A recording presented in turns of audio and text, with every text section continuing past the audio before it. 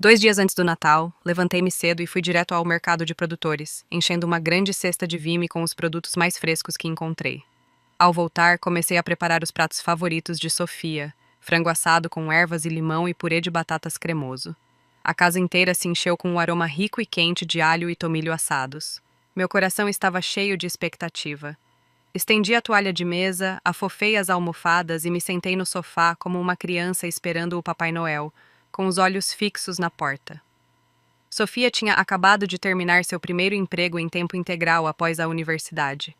Ela insistiu em trabalhar até o último dia para causar uma boa impressão ao chefe. Sempre soube que ela era muito trabalhadora. Eram pouco mais de 7 horas quando, finalmente, a porta da frente se abriu. Levantei-me de um salto, sorrindo amplamente com os braços meio erguidos para um abraço. Mas ela nem sequer me olhou. Foi direto para os braços de seu pai, Rafael, praticamente pulando. Pai, este ano recebi um bônus de 5.000 reais. Rafael se iluminou como uma árvore de Natal, o rosto cheio de orgulho. Ele deu um leve tapinha na cabeça dela. Essa é a minha garota. Estou muito orgulhoso de você. Então, Henrique e Beatriz, meus sogros, entraram apressados, com rostos radiantes. Sofia, você é o orgulho desta família, disse Beatriz, com a voz impregnada de admiração. Fiquei ao lado, observando-os se aglomerarem ao redor dela. Claro que fiquei feliz por ela, como não estaria. Mas ainda assim, havia uma dor silenciosa, como se eu tivesse sido esquecida. Afinal, fui eu quem a criei. Dei um passo à frente e peguei a mão dela com um sorriso. Que dia longo. Você está com fome? Preparei seus pratos favoritos. Posso aquecê-los? Ela nem me olhou. Mãe, você pode parar de me fazer essas perguntas sem sentido? Retrucou, visivelmente irritada. Então, ela se abaixou, abriu o zíper da mala com o rosto brilhando de emoção, tirou um maço de envelopes cuidadosamente embrulhados e os colocou com orgulho sobre a mesa de centro, como se estivesse prestes a anunciar os vencedores de um concurso. Nesse momento, Hugo, o irmão mais novo de Rafael, e sua esposa Elisa entraram. Seus olhos imediatamente se fixaram nos envelopes espalhados sobre a mesa de café. Nossa, Sofia, parece que você está se saindo muito bem, disse Hugo, genuinamente impressionado. Aposto que são presentes para todos. Que gesto especial. Assim que Sofia viu Elisa, deu um salto e a abraçou forte. Tia, senti tanta saudade de você. Fiquei paralisada. Naquele instante, compreendi. Ela podia tratar qualquer um como família, qualquer um, menos eu. Enquanto todos se reuniam ao redor dela, Sofia pigarreou e sorriu radiantemente. Para agradecer a todos pelo apoio este ano, preparei um presente para cada um. Este é para o papai, um cartão de presente Visa de 5.000 reais. Os avós recebem um vale para spa de 300 reais cada um. Os tios recebem cartões de supermercado gourmet de 200 reais. Não me movi, apenas a observei enquanto ela distribuía os cartões um a um, sorrindo com orgulho. Elisa a cutucou suavemente e sussurrou. Querida, acho que você esqueceu alguém. Sofia deu um tapinha brincalhão na testa, como se tivesse acabado de lembrar. Meu Deus, você tem razão. Acho que tem mais um na minha bolsa. Um alívio imenso me invadiu. Então ela tinha se lembrado de mim, afinal. Talvez tivesse guardado o meu para o final. Talvez fosse algo especial.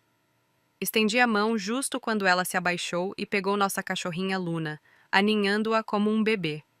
Ela colocou o último envelope no suéter de Luna e disse com carinho. Este é para você, Luna, por ser tão boazinha este ano. Fiquei ali, atônita. Meu sorriso congelou. Minha mão ficou suspensa no ar, inútil. Após uma longa pausa, consegui perguntar em voz baixa.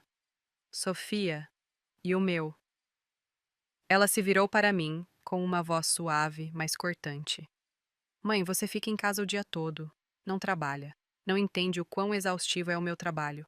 Você cozinha e limpa, claro, mas isso é escolha sua. Você não me ajudou com nada importante. Por que eu te daria um presente? Elisa correu e a puxou suavemente para o sofá, sussurrando para que ela parasse. Mas Sofia não havia terminado. Ela sorriu e tirou outra surpresa da bolsa. Ah, e adivinha, reservei passagens para todos passarmos o ano novo no Havaí. Partimos amanhã à noite. Fiquei em silêncio, pensando. Bem, tudo bem, não há presente. Pelo menos vamos viajar juntos. Talvez essa fosse a maneira dela de mostrar que se importava. Ela era minha filha. Quem guardaria rancor por algo assim? Comecei a verificar os envelopes com os outros procurando minha passagem, mas não consegui encontrar nenhuma. Olhei para ela, confusa, ela ergueu o queixo como se estivesse dando ordens. Mãe, você não vem? Preciso que você fique cuidando da Luna. Ela ficaria muito triste aqui sozinha e você é a pessoa perfeita para isso. Foi esse o momento em que algo dentro de mim se partiu. Para minha filha, eu não era nada, nem mesmo valia o preço de uma passagem de avião. A raiva subiu pelo meu peito. Balancei o braço e o prato de biscoitos que eu havia assado caiu no chão. O estrondo ressoou como um alarme de incêndio. Ana Clara, que diabos está acontecendo com você? Perguntou Beatriz, com a voz aguda e estridente. Henrique franziu o senho, desaprovando. Você acabou de estragar a noite. Que tipo de comportamento é esse? Rafael, sussurrou Beatriz. Casar com uma mulher assim foi uma maldição desde o primeiro dia. Sofia piscou e depois franziu a testa. Nossa, mãe, sério, é só uma viagem ao Havaí. Te levo no próximo ano, quando receber outro bônus. Agora pronto, todos estão chateados. Satisfeita? Hugo abriu a boca como se fosse dizer algo, mas Elisa segurou sua mão e balançou a cabeça. Soltei uma risada fria e amarga. Então, é isso que preciso fazer para ser notada, hein? Tenho que quebrar algo só para lembrar a vocês que eu existo? O rosto de Rafael se obscureceu. Sua paciência se esgotou. Ele apontou para o prato quebrado no chão. Você tem ideia de como está sendo ridícula, agora? Era para ser uma reunião familiar alegre, mas você tinha que estragar tudo. Se não consegue lidar com isso, vá embora. Ninguém está te impedindo. A ironia doeu. Eu não era da família, era a empregada sem salário, a cuidadora de cachorros, a que cozinhava, limpava e era ignorada. Tirei o avental com um puxão, joguei-o de lado e entrei furiosa no quarto.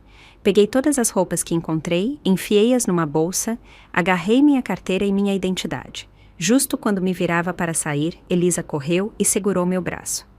Ana Clara, não faça isso. É tarde. Para onde você vai? Ela olhou para trás e gritou. Sofia, fale com sua mãe. Não deixe ela ir assim. Sofia nem se levantou. Recostou-se no sofá, com os olhos semicerrados e os lábios franzidos em desdém. Deixa ela ir. O que ela vai fazer? Correr de volta para a casa da mãe dela? Ela faz birra o tempo todo. Vai voltar amanhã, como sempre. Fiquei ali, atônita. Mais de 20 anos de amor e sacrifício resumidos nisso. Se minha mãe algum dia ouvisse como me falaram naquela noite, seu coração se partiria. Soltei-me da mão de Elisa sem dizer uma palavra e saí direto pela porta. Ao chegar à calçada, peguei meu celular e liguei para minha mãe. Mãe, disse com a voz firme, mas vazia. Não vou voltar para casa nas festas. Preciso de um tempo. Talvez faça uma pequena viagem. Ela fez uma pausa por alguns segundos e depois respondeu com doçura. Acho uma ótima ideia, querida. Uma mudança de ares vai te fazer bem. Só tome cuidado, está bem? Depois de um momento, ela acrescentou. Lembra que te disse que estava pensando em vender a casa antiga? Pois bem, está feito. A venda foi concluída e o dinheiro já está na conta. Vou te enviar algo. Ela percebeu que algo não estava bem, mas não perguntou. Nunca pressionou. Apenas me apoiou, em silêncio e completamente. Disse suavemente. Mãe, estou bem. Não preciso de nada agora, mas obrigada. Se algum dia precisar, te peço. Falei sério. Obrigada por estar sempre aí. Ela assentiu com um gesto que quase pude ouvir pelo telefone, mas 10 minutos depois recebi uma notificação. Ela havia transferido R$50 mil para minha conta. A nota dizia, para minha querida filha, divirta-se. O melhor de ter uma mãe que te apoia é que ela te dá coragem para se afastar de qualquer coisa que não te honre. Naquela noite, me hospedei num hotel boutique no centro. Pela primeira vez em muito, muito tempo, deitei-me numa cama que era realmente minha e fechei os olhos em paz. Na manhã seguinte, bem cedo, enquanto me acomodava junto à janela do hotel com um café, meu celular tocou. Era Rafael. Hesitei e depois atendi. Sua voz era baixa, mas cheia de irritação. Ana Clara, quanto tempo você pretende continuar com isso? Volte para casa agora. Passei na casa da sua mãe e ela disse que você nunca apareceu. Não me importa onde você está, apenas volte. Não disse uma palavra. Simplesmente encerrei a chamada. Quem ele pensava que eu era? Uma empregada de plantão que ele podia chamar com um estalar de dedos? Que audácia daquele homem, latindo ordens como se ainda tivesse algum direito sobre mim. Momentos depois, meu celular vibrou novamente, desta vez com uma enxurrada de mensagens de Sofia. Mãe, você não está meio velha para agir assim? Sumir só para chamar atenção? Que imaturo é isso? Vamos para o Havaí hoje à noite. Se você não voltar, quem vai cuidar da Luna? Se algo acontecer com ela, nunca vou te perdoar. Fiquei olhando as mensagens e meus lábios se curvaram num sorriso amargo. Essa era minha filha, a que criei com minhas próprias mãos, falando comigo assim. Um dia eu a considerei um tesouro. Agora ela só me via como um fardo, uma ajudante. As lágrimas voltaram a surgir, mas dessa vez as deixei cair e jurei que seria a última vez. Lembrei-me de quando ela era pequena, tão doce e cheia de amor.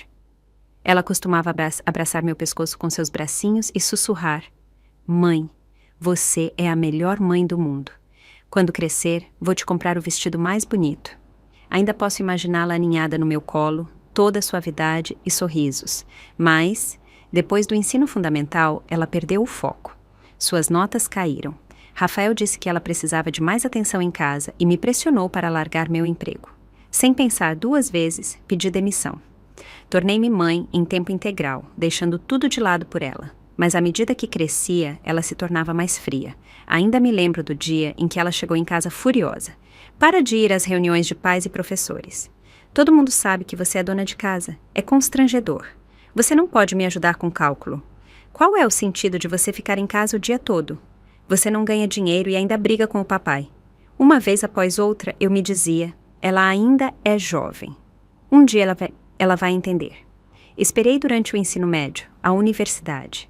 Pensei que, ao entrar no mundo real, ela compreenderia o que tudo isso significava. Mas não. Isso foi o que recebi em troca. 20 anos de sacrifício silencioso e invisível. E agora eu estava lá aqui, olhando para uma filha que mal conseguia reconhecer. Naquela manhã de Ano Novo, ela enviou uma última série de mensagens. Parabéns! Você oficialmente arruinou os planos de todos. Saímos ao meio-dia. Não se incomode em voltar. Se não estiver em casa até lá, não espere mais ser minha mãe. Perfeito. Porque eu também estava prestes a deixar de ser a mãe dela. Abri meu e-mail e enviei a Rafael os papéis do divórcio finalizados, que eu vinha preparando discretamente. Uma linha no corpo do e-mail. Por favor, assine logo. Se recusar, seguirei para o tribunal. Depois, desliguei o celular, peguei minha mala e caminhei até o terminal do aeroporto. E assim, sem mais, embarquei num voo para a Islândia, uma terra de gelo e silêncio, para aproveitar as primeiras férias lúcidas da minha vida. Depois que Rafael recebeu os papéis do divórcio, o pânico o atingiu como um tijolo. Ele começou a me ligar repetidamente, só para encontrar a mesma mensagem de voz fria. O número que você discou não está disponível no momento. Ele andava de um lado para o outro no quarto, o rosto tenso de frustração. Sofia, por outro lado, permaneceu satisfeita e serena. Deu um tapinha no ombro dele, como se tivesse tudo sob controle. Pai, não se preocupe, é só a maneira dela de tentar nos fazer ceder. Manipulação clássica. Ela é dona de casa e não sai de casa há anos. Você acha mesmo que ela está se divorciando? Não vamos ceder. Deixe ela ficar aí por um tempo. Isso vai ensinar uma lição a ela. Vai mostrar quem manda aqui. Os pais de Rafael assentiram em concordância do outro lado da sala. Ela se acostumou demais a ser mimada, murmurou Beatriz. Divórcio, por favor. Que vida ela acha que terá sem você? Acrescentou Henrique, com sarcasmo. E com isso, toda a família, alegremente, levou suas malas ao aeroporto, prontos para começar suas férias, como se nada tivesse acontecido.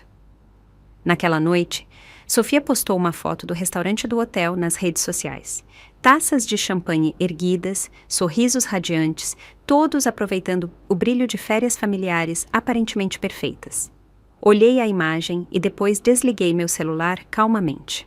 Enquanto isso, eu estava sentada com um grupo de novos amigos, todos abrigados em casacos grossos, ao redor de uma fogueira crepitante. Flocos de neve caíam ao nosso redor e, acima, a aurora boreal dançava no céu islandês. Brindamos com nossas garrafas de cerveja e rimos, sem obrigações, sem papéis a desempenhar, apenas liberdade. O tipo de liberdade que eu não experimentava há 20 anos. Soltei uma risada silenciosa e sussurrei para mim mesma. Ser jovem é bom, mas ser livre é ainda melhor. Tirei algumas fotos da aurora e postei no Instagram com uma legenda simples. Parece um sonho. Você só tem uma vida, cuide-se. Em menos de 1 minuto, uma mensagem de voz de Sofia apareceu na minha caixa de entrada. Sua voz era aguda e furiosa. Como você pôde? Está usando o dinheiro do papai para viajar sozinha? Eu ralei o ano inteiro e mal economizei algo. Você se importa com a gente? Você é tão egoísta. Não escutei o resto. Simplesmente ignorei. Mas ela estava certa em uma coisa. Eu estava sendo egoísta e pela primeira vez na vida isso me fazia sentir bem. Respirar, viver nos meus próprios termos. Só lamentei não ter feito isso antes. Então, postei outra foto, minha passagem para um voo para a Noruega. A legenda tinha apenas 4 palavras. Próxima parada, ainda mais brilhante. Esse foi o momento em que Sofia finalmente desmoronou. Ela começou a ligar sem parar, deixando uma mensagem de voz após outra. Mensagens frenéticas exigindo respostas. Por que eu havia fugido? Por que estava desperdiçando dinheiro? Por que estava agindo como criança? Não respondi a nenhuma chamada. No final, bloqueei o número dela. Furiosa, ela mudou o voo de volta.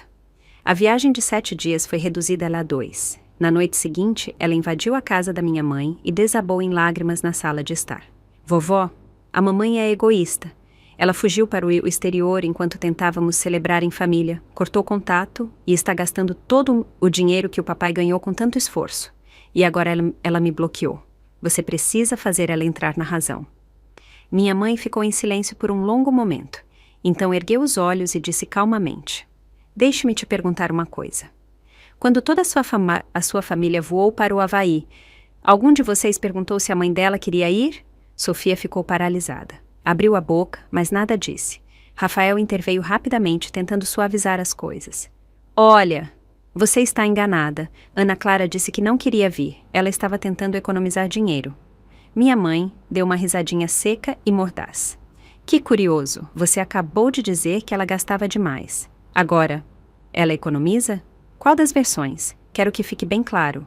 Ninguém pode intimidar minha filha. Ela tem a mim e, com meu apoio, nunca precisará da compaixão de ninguém.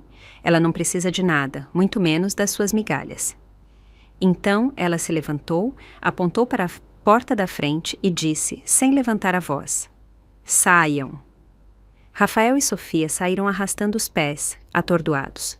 Não foi até estarem sentados no carro, com um silêncio pesado entre eles, que Rafael piscou e murmurou: Espera, agora me lembro.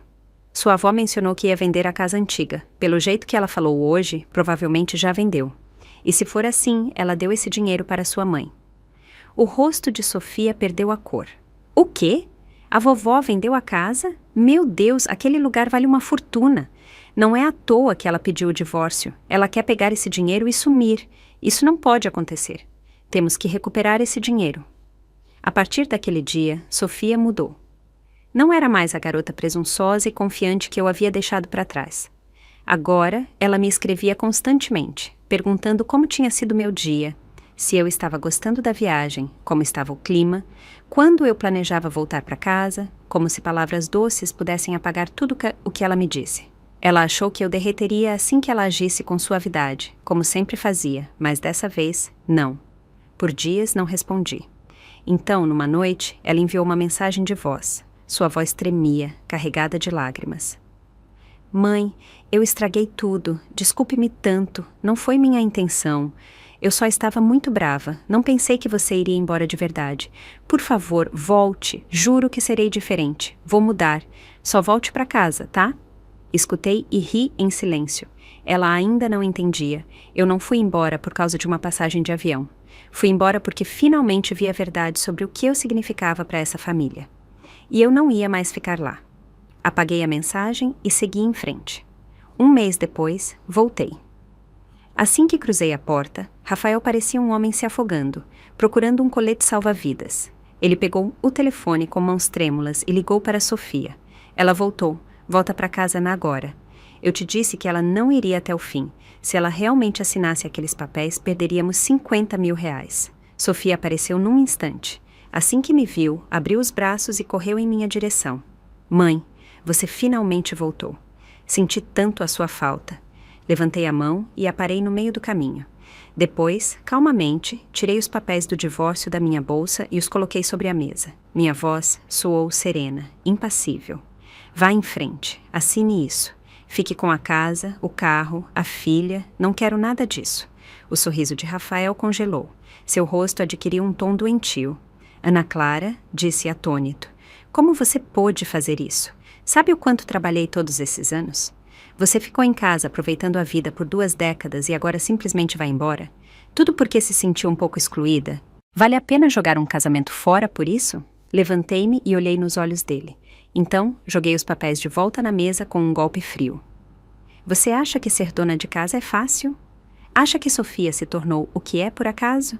Foi você que me fez largar meu emprego para Krila, e foi você quem passou anos me desvalorizando na frente dela, dizendo que eu não valia nada porque não trazia um salário para casa. Seus pais zombavam de mim sempre que podiam, e você nunca me defendeu. Ela te ouviu dizer que eu era uma aproveitadora. O rosto de Rafael se contorceu, e seu tom ficou desagradável. Vamos ser honestos, nada disso estaria acontecendo se sua mãe não tivesse te dado esse dinheiro. É disso que se trata. Você não teria coragem de fazer isso se ela não estivesse financiando sua rebelião. Sofia, que fingia arrependimento, explodiu assim que o ouviu. Seu rosto escureceu. Ela levantou a voz.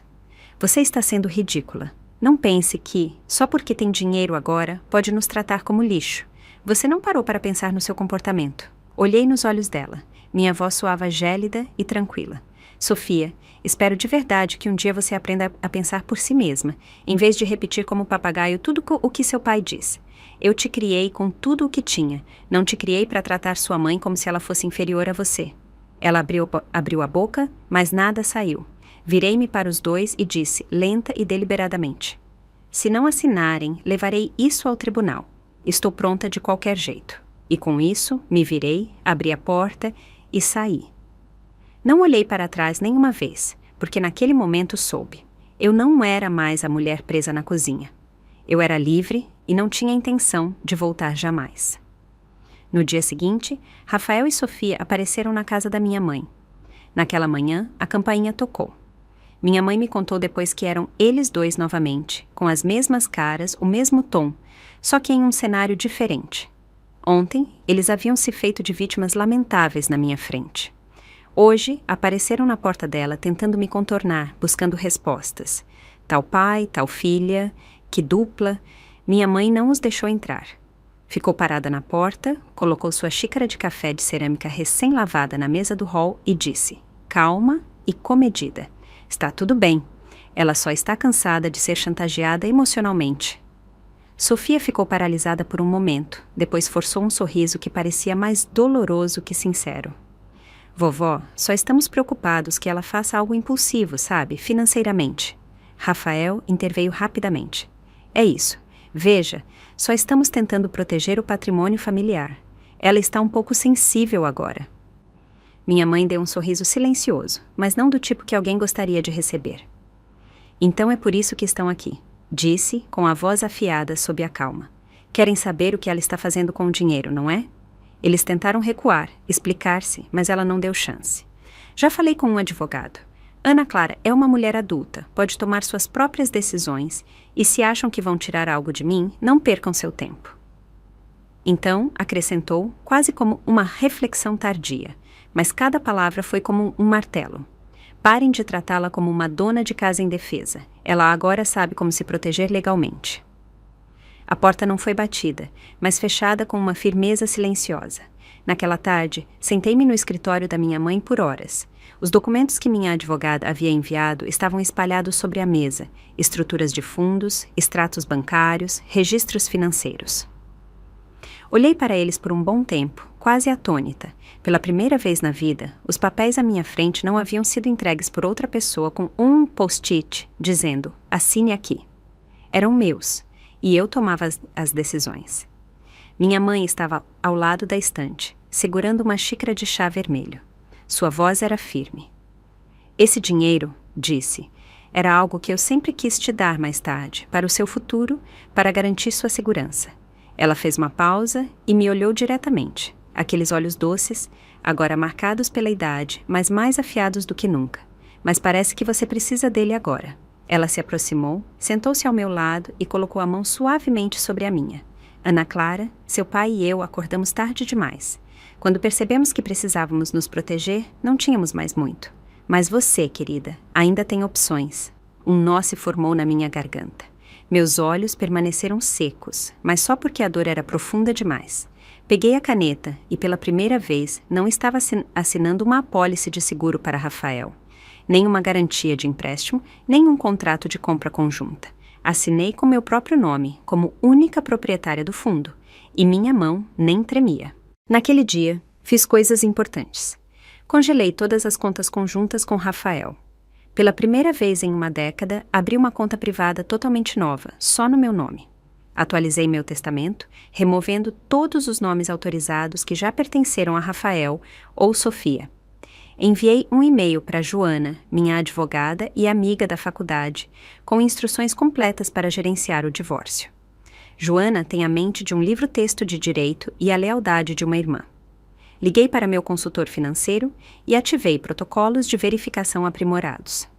Nenhum movimento de dinheiro seria feito sem meu consentimento explícito e presencial. Uma semana após a separação financeira, Sofia voltou a me contatar. Desta vez, foi uma mensagem de voz com um tom leve e alegre, como se nada tivesse acontecido. Mãe, você é incrível. Viajar sozinha para a Islândia e a Noruega. Foi lindo. Adoraria saber mais. Talvez na próxima vez possamos viajar juntas para um lugar ainda mais longe. Não respondi. Um dia depois, chegou outra mensagem. Desta vez, sua voz estava tensa e quebradiça. Mãe, as coisas não estão indo muito bem ultimamente. Houve demissões no trabalho e eu estava pensando, talvez pudesse ir para casa e ficar com você por um tempo. Ainda assim, não disse nada. Queria ver quanto tempo ela conseguiria manter a encenação. 2 dias depois, ela enviou uma captura de tela do extrato de seu cartão de crédito. O texto dizia: meu cartão está no limite. Quem dera eu não tivesse gastado tanto antes. Sinto sua falta, mãe. Isso quase me fez rir alto. Sente minha falta ou sente falta do meu dinheiro? Suas desculpas chorosas, seu arrependimento, tudo fazia parte do roteiro e eu sabia exatamente o que viria depois.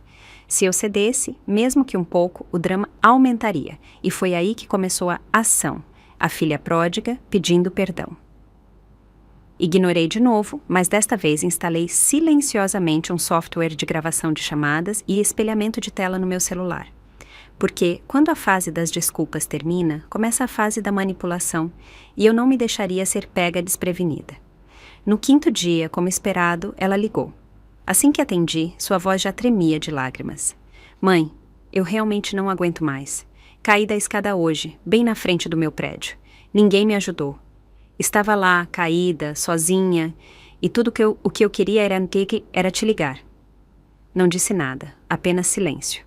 Ela esperou um instante e depois mudou de assunto, com um tom mais tenso. Você mudou a senha do banco recentemente. Tentei verificar sua conta de luz ontem e não consegui entrar. Sorri discretamente, embora minha voz permanecesse calma. Atualizei a segurança da minha conta. O banco recomendou. Disseram que roubo de identidade está aumentando. A voz dela ficou mais aguda na hora. Mãe, eu não sou uma estranha. Sou sua filha. Você está mesmo protegendo sua conta de mim? Não discuti. Mantive-me firme. Se quer mesmo ajudar, envie os documentos que pedi no último mês, mas não toque na minha conta bancária novamente. Ela ficou em silêncio por alguns segundos. Depois, soltou uma risada amarga. Tá bom, então agora eu sou uma estranha, né? Não, respondi calmamente. Você se tornou uma no dia em que começou a me tratar como um caixa eletrônico. Ouviu-se um baque surdo.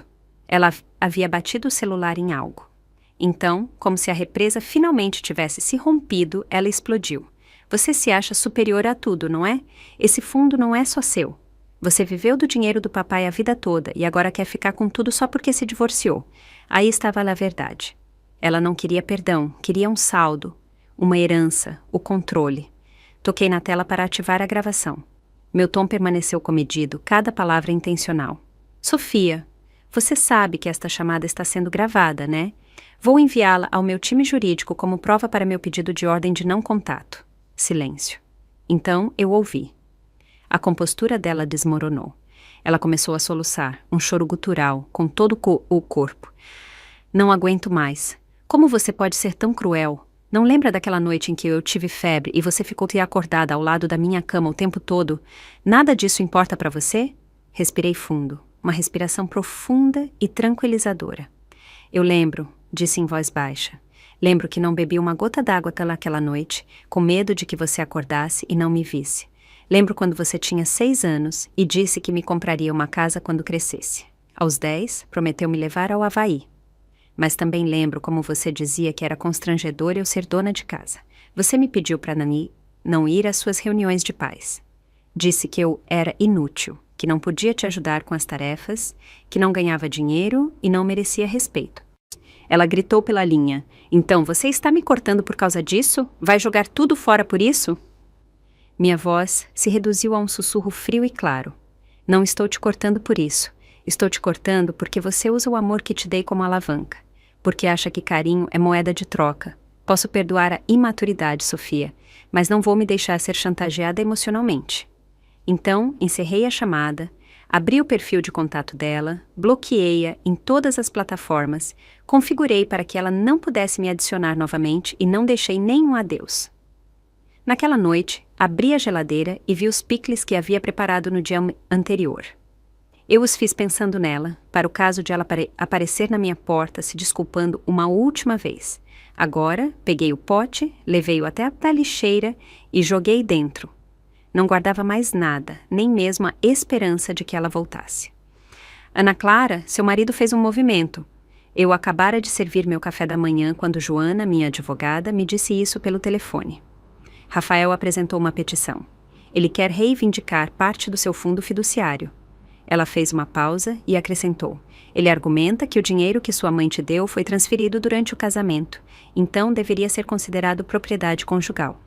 Soltei uma risada silenciosa. Claro que ele faria isso. E claro que ele cairia tão baixo.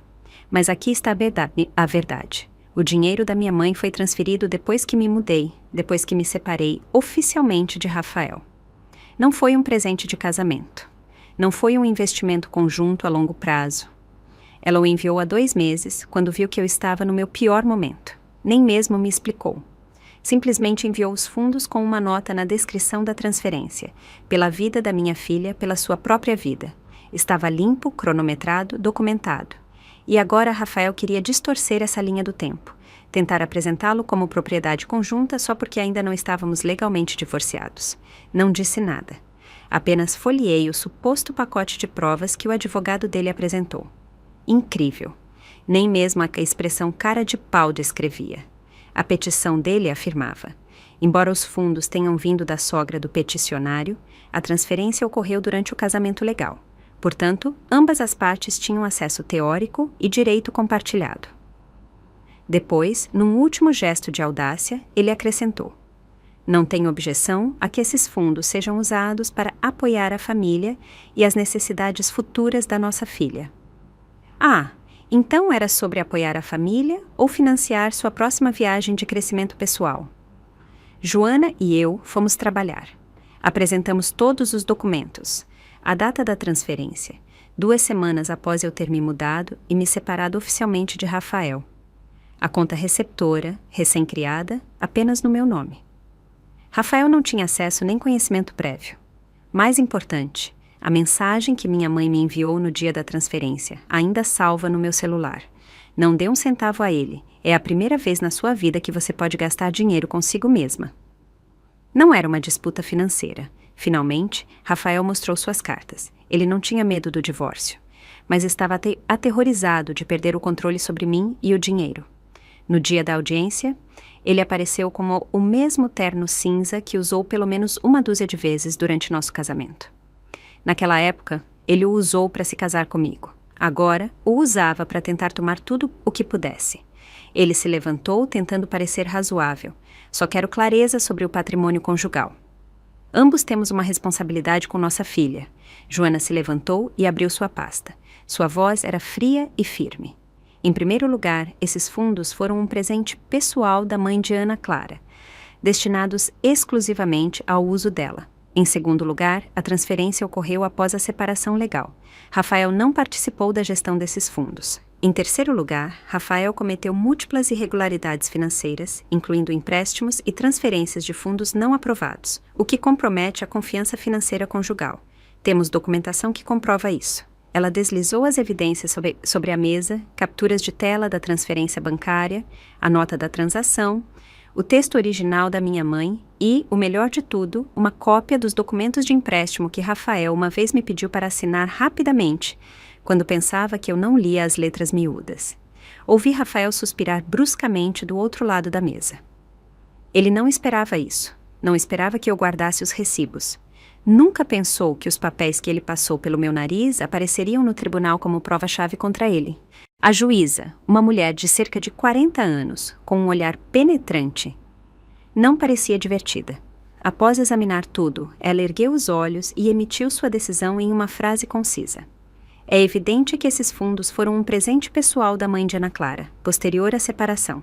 O senhor não tem nenhum direito legal sobre eles. Ouviu isso? Ela disse com graça profissional, mas a mensagem foi clara. Rafael, não toque no meu dinheiro.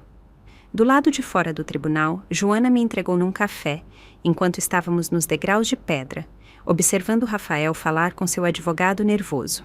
Ela sorriu. Sabe do que ele realmente tem medo? Dei um gole. Me ilumine. Ele não teme a ruína, ele teme você. Teme que você possa gastar dinheiro agora sem pedir permissão a ele. Ri baixinho. Não, disse. O que mais o assusta não é o divórcio. É o fato de que eu fui embora e estou melhor sem ele. Olhei para o documento judicial na minha mão. No topo dizia, petição de divórcio apresentada oficialmente. E essas 5 palavras simples e impressas foram mais reconfortantes do que qualquer promessa que ele já fez. No dia em que saí daquele tribunal, não voltei para casa. Em vez disso, passei pela biblioteca municipal e preenchi uma inscrição para voluntariado. Sempre foi meu trabalho dos sonhos. Ajudar as pessoas a encontrar o que precisavam, recomendar livros, resolver problemas que se acumulavam numa única folha. Naquela época, Rafael riu. Quanto vão te pagar por isso? Melhor ficar em casa com Sofia. Então, deixei o sonho de lado. Mas agora, vivo apenas para mim. E pensei, é hora de experimentar a vida que um dia imaginei. 3 dias depois, estava sentada na mesa de voluntários, ao lado da janela principal da biblioteca, cumprimentando minha primeira visitante. Uma senhora idosa que perguntou como imprimir sua solicitação de seguro social. Guiei-a pelos passos, mostrei como navegar no site do governo, ensinei como identificar números fraudulentos e imprimi sua lista de interações medicamentosas. Enquanto ela saía, apertou minha mão e disse, "Você é mais paciente que minha própria filha." Sorri. Não disse nada. Já tinha ouvido essas palavras antes, só que naquela época elas não contavam, porque ninguém na minha família acreditava nelas. Mas dessa vez foi diferente. Dessa vez eu as conquistei nos meus próprios termos. No caminho para casa, parei no banco perto do pequeno parque na Rua Mãe. Uma mulher passou com seu andador, olhou para mim e depois para a marmita que eu segurava. Comendo sozinha? Assenti. Ela assentiu. Eu também. Me divorciei aos 60. Vivi sozinha e jantei sozinha por 20 anos. E as refeições ficam cada vez melhores. Não consegui evitar rir. Você não teve medo na época? Ela me olhou diretamente nos olhos, com um sorriso de aço. Claro que tive, mas ter medo é melhor do que viver com um homem que te vê como sua assistente. Não sabia o nome dela. Ela não conhecia minha história. Mas por um momento ficamos ali, sentadas, 2 pedaços de ferro velho aquecidos lentamente pelo mesmo sol. Naquela noite, recebi um e-mail de Rafael. Uma linha. Sofia está desmoronando. Ela diz que seu divórcio está arruinando ela emocionalmente. Não respondi. Não abri os anexos. Já sabia o que ele estava fazendo. Tentando me fazer sentir culpa para voltar à submissão. Mas eu aprendi algo. Nem todas as filhas merecem perdão. No dia em que Rafael desapareceu das redes sociais, eu soube. Ele finalmente aceitou a derrota. Mas o que eu não esperava era quantas outras derrotas ainda o aguardavam. Sem sua imagem cuidadosamente cultivada, os cumprimentos educados na igreja pararam. Aqueles que antes sorriam, agora se viravam. A simpatia social é frágil. Uma rajada e tudo desmorona. Então, Sua saúde começou a cobrar seu preço. A dor nas costas que ele ignorou por anos piorou. Não havia ninguém por perto para lembrá-lo de comer melhor ou tomar seus remédios. No final, ele foi discretamente removido do diretório da empresa. Mencionaram preocupações com crédito pessoal. Acontece que todos aqueles anos, usando-me como fiadora, misturando contas pessoais e de negócios, só funcionaram enquanto ele exibia a insígnia de um lar estável, com uma esposa compreensiva. Agora, nem os tribunais o aceitavam. Por que a diretoria o faria? Ele tentou recorrer a Sofia por ajuda, mas Sofia tinha seus próprios problemas. Após perder o emprego, ela lançou um serviço de coaching de empoderamento feminino, ensinando outras mulheres a viver com confiança e independência. A ironia é que ela nunca descobriu isso por si mesma. Seu ex-noivo ficou noivo uma semana após o término. Ela desmoronou, gravou um vídeo chorando e postou online. Mas sua história triste não era sobre um amor perdido. Era sobre mim. Como minha mãe pôde me abandonar assim? Ninguém comprou. Havia 2 tipos de comentários. Um grupo disse: sua mãe não te abandonou, ela finalmente escolheu a si mesma. O outro, usuários anônimos, republicou minha foto, aquela em que estou sob a aurora boreal na Islândia, com o casaco esvoaçante e a legenda: essa mulher não fugiu, ela voltou para si mesma. Alguém curtiu o comentário. Fui eu. Não respondi às chamadas dela. Não abri os novos e-mails de Rafael. Eles não mereciam mais meu tempo. O único vínculo entre nós agora é uma conta jurídica conjunta. Transformei essa história num episódio de podcast e o enviei para um programa sobre reinvenção de mulheres após a aposentadoria. O apresentador encerrou o episódio dizendo: essa história vem de Ana Clara Mitti, que quer que você lembre. Uma mulher não está destinada a desaparecer no segundo plano de sua família ou sociedade. Ela está destinada a brilhar. Teve mais reproduções do que eu esperava. Centenas de comentários se destacaram. Fiz minha filha ouvir isso. Não disse uma palavra. Chorei, mas não de tristeza. Eu também quero tentar. Ela não desapareceu. Ela voltou a si mesma. Naquela primavera, caminhei pelas trilhas florestais no extremo oeste da cidade, tênis nos pés, garrafa d'água na mão, conversando com um grupo de voluntários locais. No meio do caminho, uma mulher segurou meu braço e perguntou: você é Ana Clara? Ouvi sua história. Você realmente conseguiu. Fez o que todos nós tínhamos medo de fazer. Segurei a mão dela por um momento. Não disse uma palavra. Porque naquele instante percebi: eu não era a mulher que saiu correndo da cozinha, soluçando e implorando por liberdade. Eu era a mulher que saiu, ficou de pé, sorriu amplamente e teve força suficiente para ajudar outra pessoa a dar o primeiro passo. Sou Beatriz, a mãe de Ana Clara. No dia em que Sofia e Rafael apareceram na minha porta, fazia um frio glacial. Fiquei parada no umbral, observando-os com seus sorrisos excessivamente gentis e olhos que não paravam de desviar, sempre para o mesmo canto da minha sala. Eles não pediram para entrar, e eu não os convidei. Não estava interessada em ouvir outro discurso ensaiado sobre preocupação ou unidade familiar. O que notei foi como seus olhares constantemente vagavam para o velho arquivo no canto. Aquele que guardava décadas de registros, recibos e documentos de Ana Clara. Eles não estavam lá para verificar o bem-estar de ninguém. Estavam lá para verificar as contas e eu vi através deles. Nunca fui tola. Lembro-me da primeira vez que Ana Clara trouxe Rafael para casa. Eles estavam recém-noivados, ainda envoltos na doce confusão do compromisso inicial. Sentaram-se na pequena varanda, ao lado da cozinha, e eu trouxe um bolo que havia assado naquela manhã. Os olhos de Ana Clara brilhavam ao dizer: Rafael é muito sensato, responsável, voltado para a família. Mas eu vi algo diferente. Rafael sorria muito para Ana Clara. Para mim, nem tanto. Era educado, sim, mas distante, polido, nada genuíno. Durante o jantar, ele falou de suas metas, ambições, longas horas de trabalho, mas nenhuma vez mencionou responsabilidade. Nenhuma vez falou sobre o que daria a Ana Clara, apenas sobre o que ela compreendia dele. Ana Clara é muito tranquila, ele disse. Ela me entende. Ele dizia isso como um elogio, mas eu entendi a mensagem claramente. Ela é fácil de controlar. Ele era atencioso com ela, quase de forma performativa. Comigo, nem um agradecimento completo. Quando o jantar terminou e comecei a tirar os pratos, ele nem me olhou. Naquele momento eu soube. Talvez esse homem gostasse da minha filha, talvez até gostasse da companhia dela, mas ele não a respeitava. E certamente não respeitava a família dela. Ainda assim, não disse nada, porque não cabia a mim escolhê-lo para ela. Meu papel não era bloquear seu caminho, mas garantir que ela sempre tivesse um caminho de volta, um lugar seguro para pousar se o caminho que escolhesse se torcesse.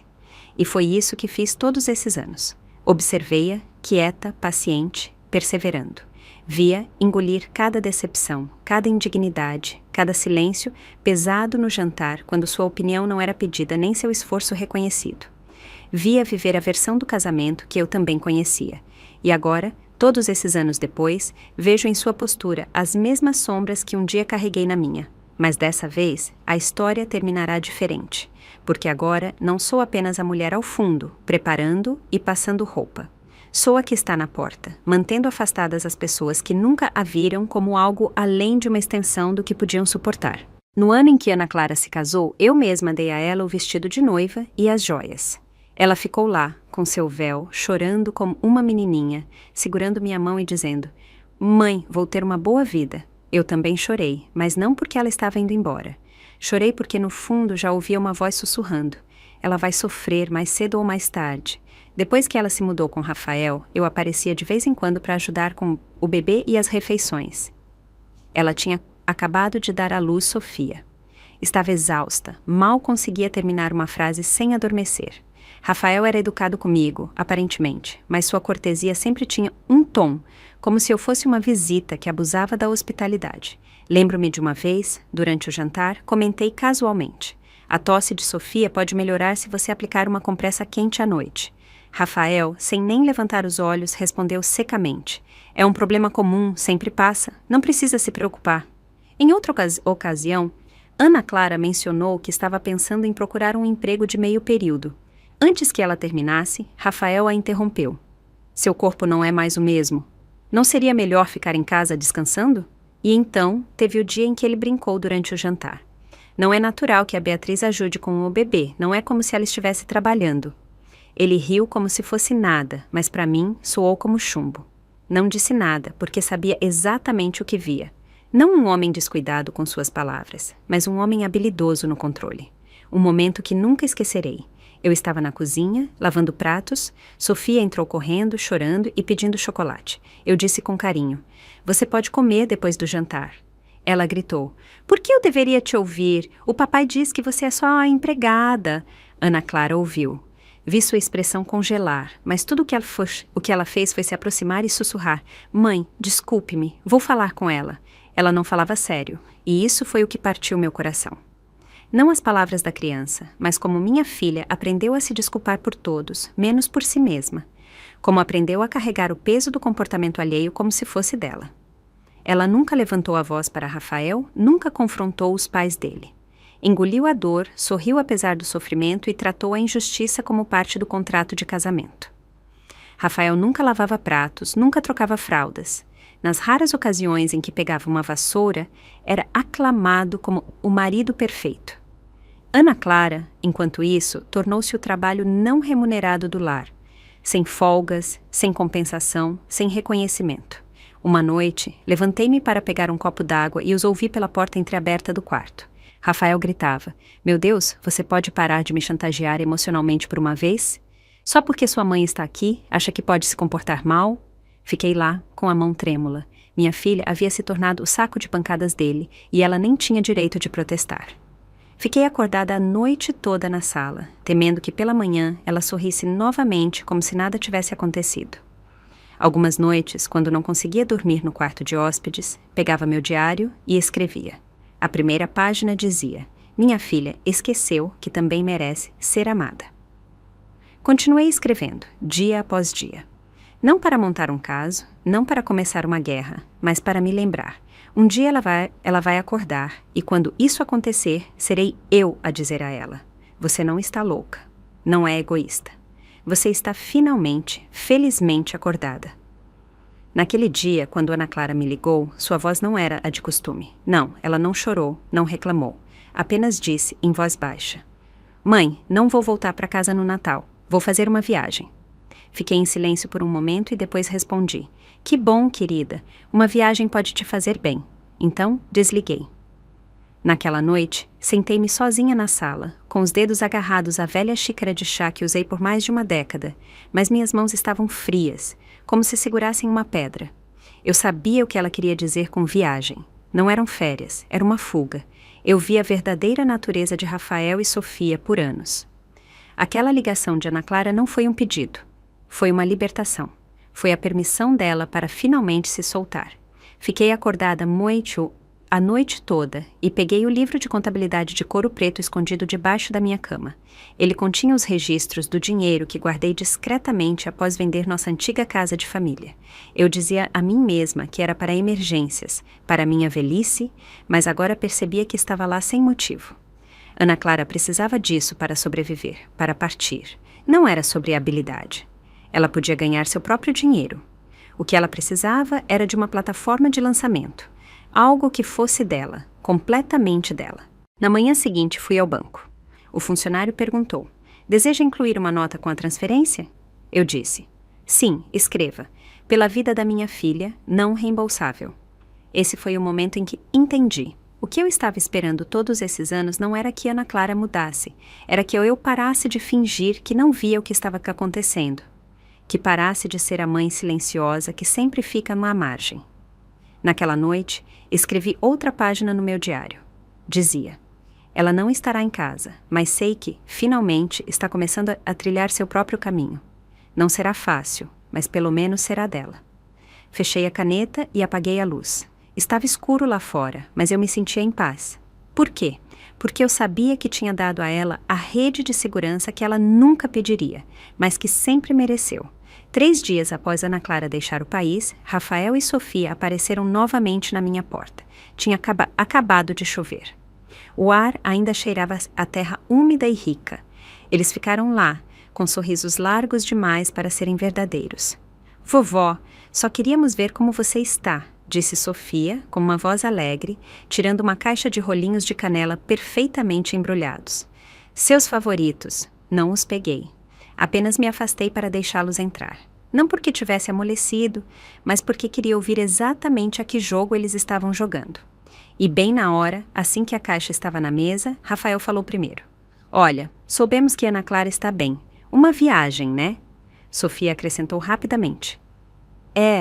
Ela postou aquela foto da Aurora. Impressionante. Até meus amigos ficaram com inveja. Não disse nada, apenas servi um copo d'água para cada um. Vi-os trocar olhares, como se tentassem decidir quem falaria. Finalmente, Rafael pigarreou e disse as palavras que estavam na ponta da língua o tempo todo. Olha, soubemos que você vendeu a casa recentemente. E bem, Ana Clara recebeu os fundos. Coloquei minha xícara na mesa e olhei nos olhos dele. Quem te disse isso? Rafael deu uma risadinha envergonhada. Ah, nada demais. Só algo que ouvimos. Pensamos que talvez Ana Clara esteja sob muita pressão para gerenciar isso sozinha, então nos perguntamos se... Eu o interrompi. Se o quê? Sofia se inclinou com um sorriso. Se pudéssemos ajudá-la a administrar. Somos mais jovens, entendemos melhor de investimentos. Podemos ajudá-la a esticar as finanças.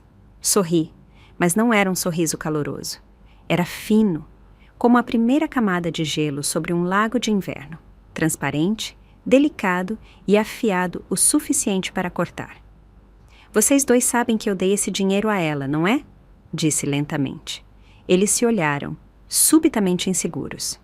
Acham que sou uma velha tola que entrega dinheiro quando alguém chora ou sorri? Minha filha conquistou esse dinheiro a duras penas, sobrevivendo. Nenhum de vocês tocará um centavo. O sorriso de Rafael desapareceu. Sua boca se torceu, como se ainda quisesse salvar a conversa. Olha, isso é só um mal-entendido. Nós não... Eu disse com frieza. Não há mal-entendido. Eu ouvi como você tratou minha filha, como a desperdiçou, como gastou o dinheiro dela e ainda teve a audácia de repreendê-la como uma criança. Eu te ouvi dizer, sua mãe está aqui, então agora você se comporta mal. Achou que eu não ouvi? Sofia levantou-se de um salto e bateu na mesa. Você está tentando sabotar nosso casamento. Minha mãe nunca disse nada de ruim sobre você. Soltei uma risada amarga. Claro que não, ela te protegeu, mas eu não. Agora, só protejo ela. Caminhei até a porta e a abri. Já disse o que vim dizer. Não vão tocar nesse dinheiro. E se algum de vocês aparecer aqui de novo, chamo a polícia. Não pensem que idade é sinônimo de fraqueza. Sei exatamente do que sou capaz. Eles ficaram paralisados no umbral, atordoados. Rafael foi o primeiro a se virar, com a mandíbula apertada. Sofia me lançou um olhar fulminante que poderia ter causado um incêndio e o seguiu. Fechei a porta e, quando a tranca clicou, exalei longa, lenta e firmemente. Eu temia que Ana Clara voltasse a ser arrastada. Ela sempre foi gentil, sempre disposta a ceder, a fazer acordos no último segundo. Mas, após aquela conversa no escritório dela, eu vi. Ela havia mudado. Não era mais a mulher que costumava ser. Alguns dias depois, entrei escondida na audiência dela. Sentei-me na última fileira, oculta atrás de uma coluna, observando-a com um terno impecável, de pé, ao lado da mesa dos demandantes. Ela não chorou, não se abalou quando o advogado de Rafael tentou distorcer os fatos, fazer perguntas para confundir e encurralar. Ana Clara respondeu com clareza e calma. Sua voz era firme, seu olhar seguro. Ela não era mais a mulher que engolia a dor. Era algo mais agora, como uma espada que foi afiada lentamente a cada ano que permaneceu em silêncio. E naquele dia, diante de todos, ela finalmente a ergueu e se libertou. Meus olhos se encheram de lágrimas, não de tristeza, mas de orgulho. Após a audiência, sentei-me do lado de fora, num banco de metal frio, por 30 minutos, deixando o vento bater no meu rosto. Percebi que não estava esperando que ela ganhasse o caso. Estava esperando que ela ganhasse sozinha, sem se desculpar, sem se encolher. Naquela noite, ela me enviou uma mensagem de voz. Havia vento ao fundo enquanto ela dizia, em voz baixa: "Mãe, não se preocupe comigo, já estou bem." Fiquei olhando aquela mensagem por um tempo. Sorri, apesar da dor no peito. Na manhã seguinte, caminhei até o centro de idosos da cidade. Era um lugar por onde passei centenas de vezes, mas nunca entrei. Sempre me disse que precisava ficar em casa, caso Ana Clara precisasse de mim. Mas agora, eu sabia. Ela não precisava de uma mãe esperando nos bastidores. Ela havia se tornado sua própria rede de segurança. Era hora de eu também me dar uma vida. Inscrevi-me numa aula de cerâmica e num grupo comunitário de leitura de memórias. No primeiro dia, a professora pediu que cada um escrevesse uma frase que nos definisse. Escrevi. A decisão da qual mais me orgulho na vida não foi dar a vida a ela, mas apoiá-la. Após a aula, uma mulher mais velha se aproximou e tocou meu braço suavemente. Essa frase, disse, era para quem? Minha filha? Respondi. Ela assentiu. Deve ser extraordinária. Sorri. É, de verdade, ela é. Naquela noite dormi profundamente. Não acordei no meio da noite. Não sonhei com todas aquelas jantas em que fiquei sentada, engolindo o silêncio e a raiva. Ana Clara não precisa mais que eu intervenha, e eu, finalmente, estou aprendendo a sair. Não fui a fuga dela. Fui a força que a impulsionou quando ela mais precisou. Agora, ela caminha com sua própria força. Então, vou dar a volta e caminhar para uma vida que finalmente é minha. A primavera chegou. As flores do meu jardim começaram a desabrochar. Preparei uma xícara de chá e enviei uma mensagem a ela. Querida, eu também estou bem. Não olhe para trás. Siga seu caminho. Se você gostou dessa história, pode se inscrever no canal e curtir esse vídeo. Você pode me apoiar enviando um super obrigado para ouvir mais histórias como essa. Até a próxima!